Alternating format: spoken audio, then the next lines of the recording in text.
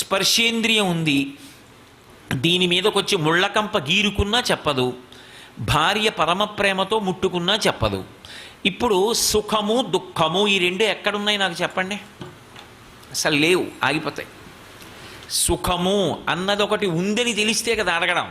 నాకు మంచి భోజనం కావాలి ఎప్పుడు అడుగుతారు? నాలుకకి రుచి చెప్పే శక్తి ఉంటే. నాలుక రుచి చెప్తే నాకు ఈ మధుర పదార్థం కావాలండి, ఇది చాలా కారంగా ఉంది, నాకు వద్దండి అంటారు. అసలు నాలుకలు రుచి చెప్పకపోతే ఇక వండుకు తినడం అన్న సుఖం ఎక్కడుంది లోకంలో? లేనే లేదు. కళ్ళు ఉన్నాయి కాబట్టి ఇన్ని చూస్తున్నాం. అసలు కళ్ళే లేకపోతే ఇంకా చూడడం అన్న సమస్య ఎక్కడొచ్చింది? ఎవరో ఏం తెలుసు?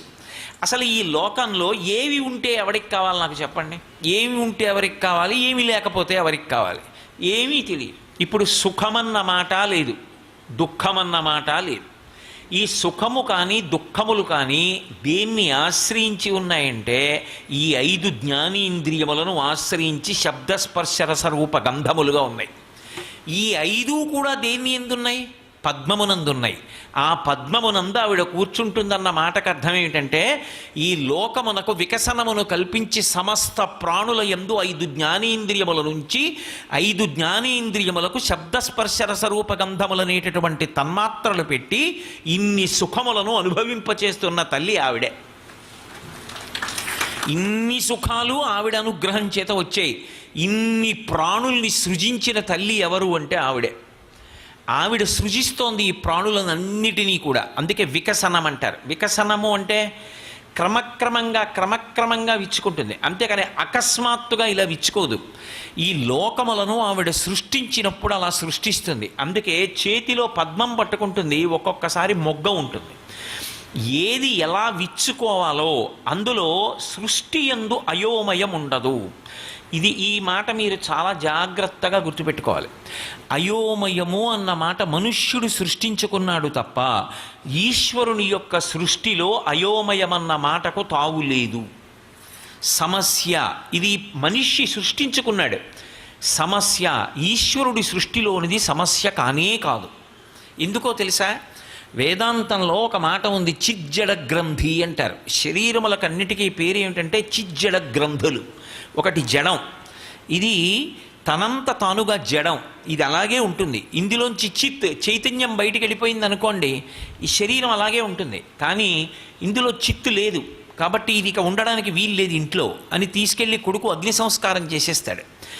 చిత్ ఆ చైతన్యము దీనితో కలిసి లోపల ప్రవహిస్తోందనుకోండి, అంతటా తల నుంచి అరికాలు వరకు ఆ చైతన్యం ఆవహించి ఉందనుకోండి, అది లక్ష్యం అంటే. ఆవహించి ఉందనుకోండి, ఇప్పుడు ఆ రెండూ కలిపి గ్రంథి అంటే ముడి. ఈ చిత్తు ఈ జడము కలిస్తే ఏమవుతుందంటే ఇది పనిచేస్తుంది. ఇది పని చేయడం మొదలు పెడితే ఏమవుతుందంటే దీనితో అద్భుతాలు జరుగుతాయి. ఏ అద్భుతాలు జరుగుతాయి అంటారేమో, ఈ శరీరంతో చేసినటువంటి పుణ్యకర్మల యొక్క ఫలితంగా ఇక మళ్ళీ మనుష్య శరీరంలోకి రాకుండా దేవతా శరీరంలోకి వెళ్ళిపోతాడు. స్వర్గలోకంలో దేవతాది పదవులు పొందుతారు. అందుకే శతక్రతుమివాసీనం నాగరాజస్య మూర్ధని అంటారు రామాయణంలో. 100 యజ్ఞములు చేసిన వాడు ఇంద్ర పదవి పొందుతాడు. 100 యజ్ఞములు చేయడానికి శరీరం కావాలా? ఇది ఉంటేనైనా చేయడం. కాబట్టి శరీరం ఉన్నది. శరీరము అని నేను అన్నప్పుడు చిజ్జడ గ్రంథి, చైతన్యము శరీరము రెండూ కలిసి ఉన్నాయి. దేవతా పదవులలోకి వెళ్ళగలడు. ఈ శరీరాన్ని సక్రమంగా వాడలేదు, కేవలంగా తన ప్రయోజనం కొరకు మాత్రమే వాడుకున్నాడు స్వార్థంతో. కొంతకాలం అయ్యాక ఇది పడిపోయింది. కోట్ల జన్మలు తిరియక్కుగా నేల మీద పడిపోతాడు. అంటే భూమికి అడ్డంగా వెన్నుపా ఉండి అడ్డంగానే పెరుగుతుంది తప్ప నిలువుగా పెరగదు. తిరియక్కు అయిపోతాడు. ఇప్పుడు కర్మాధికారం ఉండదు. కాదు, నాకు ఈశ్వర పుణ్యము వద్దు పాపము వద్దు, నీవు ఎలా బ్రతకమని చెప్పావో నేను అలా బ్రతుకుతానంతే. అది దేని కొరకు? నీ ప్రీతి కొరకు. అలాగని ఏ ఫలితం ఆశించడు. నాకు దీని వలన ఏ ఫలితం వద్దు, నేను మీకు చింతపండు ఇచ్చి గిన్నె తోమమన్నాను అనుకోండి, మీరు గిన్నె తోమారు.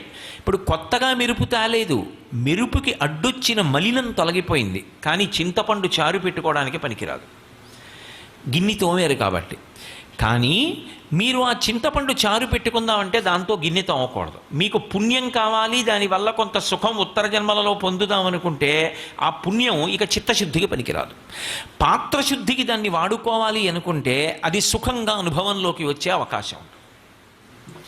ఇప్పుడు చిత్తశుద్ధికి పనికొచ్చింది అనుకోండి, కొత్తగా మెరుపు తేలేదు, మెరుపుకు అడ్డొచ్చిన మకిలిపోయింది. అలా ఈ శరీరంతో చేసినటువంటి పుణ్యకర్మల వలన మాలిన్యాన్ని పోగొట్టుకొని పాత్రత పొంది, పాత్రత వలన జ్ఞానమును పొందితే జ్ఞానము కైవల్యమునకు కారణమయ్యి ఇక పునరావృత్తి రహితమైనటువంటి స్థితికి వెళ్ళిపోతాడు. కాబట్టి ఇప్పుడు ఒక్క మనుష్య ప్రాణి అచ్చిజ్జడ గ్రంథి అయి ఈ జ్ఞానేంద్రియములతో కర్మేంద్రియములతో కలిసి ఇతర ప్రాణులు ఏవి దేవతలు కూడా సాధించలేనివి, ఎందుకంటే దేవతలకి కర్మాధికారం లేదు, దేవతలు యజ్ఞయాగాది క్రతువులు చేయకూడదు. అందుకే క్షిణే పుణ్యే మర్త్యలోకం విశంతి, వాళ్ళ పుణ్యం అయిపోతే మళ్ళీ ఈ లోకంలోకి వచ్చి పడిపోతారు. కానీ మనిషి ఇక మళ్ళీ పుట్టవలసిన అవసరం లేని మోక్షం వరకు వెళ్ళిపోతాడు. సర్వం శ్రీ ఉమామహేశ్వర పరబ్రహ్మార్పణమస్తు. స్వస్తి.